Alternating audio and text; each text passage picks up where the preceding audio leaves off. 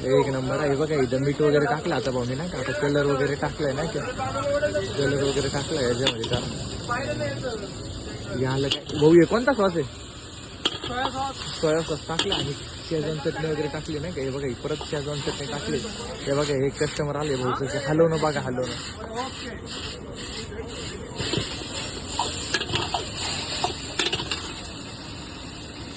हे बघा मित्रांनो बघू शकता तुम्ही नाही का.